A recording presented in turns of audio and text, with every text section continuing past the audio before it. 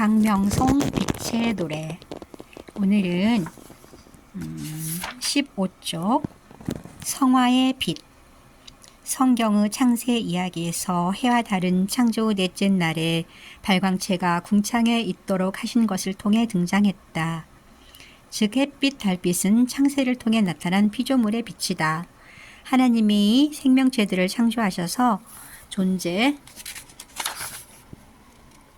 존재하게 된 정신적인 빛도 피조물의 빛이다. 하지만 빛이신 하나님 자신은 물질도 정신도 아니다.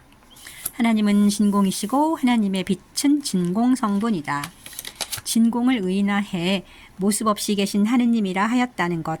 진공과 하나님은 타자에 의해 있게 된 것이 아니라 스스로 있는 지존자인 것을 이해하는 것은 중요하다. 다시 말해서 하나님의 빛을 물질적인 빛이나 정신적인 빛과 구분해서 아는 일은 매우 중요하다. 이를 혼동하지 않고 구분할 수 있게 된 것은 깨달음에 다가서는 중요한 관문을 통과한 것이 되기 때문이다. 이런 이해에서 보면 성경이 말한 하나님의 창세는 진공이신 하나님이 물질과 정신을 창조하시고서 피조물의 세계에 당신의 신성을 부여해주는 작업이었다고 생각할 수 있게 된다. 피조물이지만 조물주의 신성을 부여받아서 물질적인 빛을 내는 발광체인 해와 달은 하나님의 신성과 영광의 빛을 띤 것이 되었는데 이것이 하나님이 보시기에 좋았다. 하나님이 천지를 창조하고서 그것들을 보니 보시기에 좋았다는 것이 아니라는 점에 유의하자.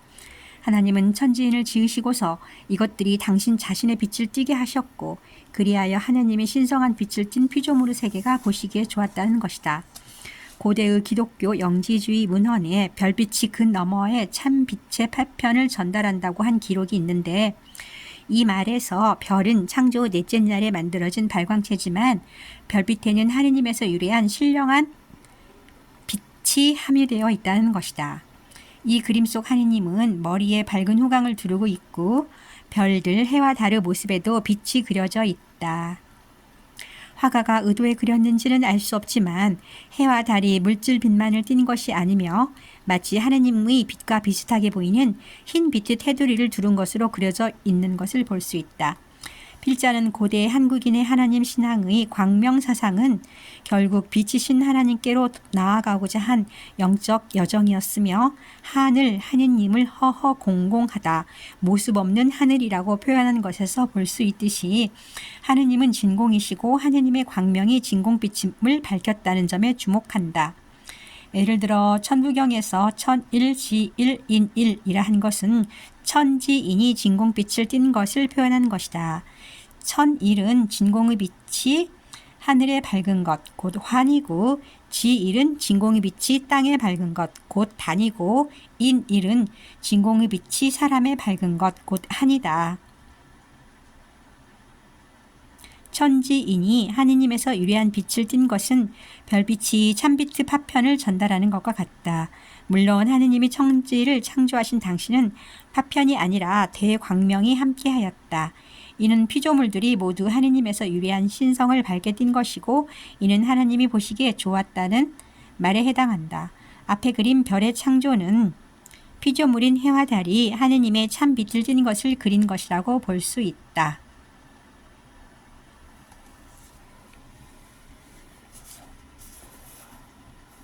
성경의 창세기는 하느님 보시기에 좋은 상태가 계속되지 않았다고 전한다. 아담이 하나님의 말씀을 어김으로써 아담과 이브에서 하나님의 빛이 사라진 상황이 초래된 것이다. 아담과 이브가 하나님의 주신 빛을 잃어 생명의 이상을 상실하고 사람으로 타락한 것이었다. 이 상황은 빛의 상태였던 의식이 진동수적인 추락을 일으켜서 물질적인 상태가 된 것이었다. 천부경의 표현에서 말하면 일의 상태였던 것이 이의 상태가 된 것, 즉 천이지이 인이의 상태가 된 것이다.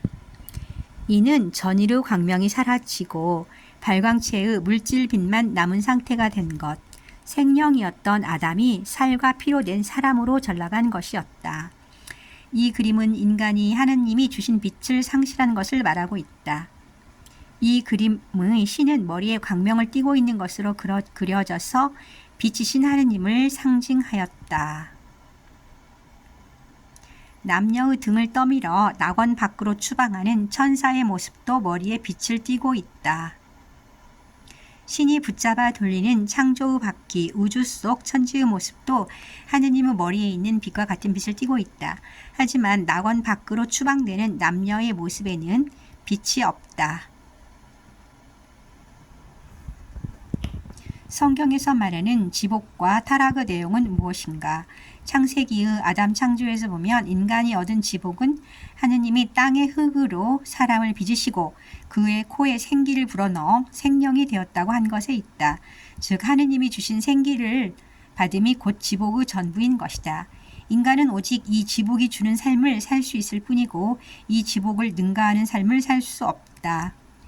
하지만 성경은 아담이 타락하여 하느님이 주신 빛을 상실하고 생명에서 사람으로 전락했다고 하였다. 이것은 하느님의 빛을 잃어버림이 곧 타락이고 지복이 상실이다. 따라서 타락으로부터의 구원은 필연적으로 하느님의 빛이 다시 비추어 오는 것이고 그리스도도 하느님의 참 빛이 인생을 비추는 것으로 오게 된다. 14세기 이탈리아의 휴머니스트 화가 조토디 본도네의 그림 성령 강림 은 하느님의 빛이 내려와 사도들을 비추는 것을 표현한 것이다. 이 그림에서 성령은 사람에게 비춘 하나님의 빛으로 그려져 있고 성령의 빛을 받아 사람들의 머리에 밝은 후광이 생겨나 있다. 성부, 성령, 성자라고 하는 삼위일체에서 보면 성령의 빛을 받아 사람들의 머리에 밝아진 후광은 하느님의 빛과 성분이 같은 한 빛이다. 고대 한국인의 하느님 신앙인 선도는 특별히 하느님의 빛을 강조하여서 선도의 하느님 신앙은 일명 광명사상이었다. 하나님의 빛이 성령으로 강림한다는 사상은 고대 한국의 하느님 신앙인 선도에서 하나님의 빛이 내려와 사람 안에 박다라는 의미로 일신 강충이라 하였다. 이는 하느님의 빛과 인간 관계를 말한 것이고 고조선의 건국 이념이 훗날 단군 조선의 건국 이념이 되었다. 사전적인 뜻보다도 하나님의 빛과 인간의 상관관계를 중시의 뜻을 새겨보면 일신강충, 하나님의 빛이 내려와 사람 안에 밝다. 성통광명, 사람 안의 빛과 하나님의 빛과 소통하다. 제세의 이와, 세상에서 비치기를 전한다. 홍익인간, 빛의 지복으로 널리 인간을 이롭게 한다. 하나님의 빛이 사람 안에 들어섬으로써 사람은 생명되었으며 하나님의 빛이 밝음으로써 사람은 하나님의 빛이 주는 지복의 삶을 살 수 있게 된다는 것이다.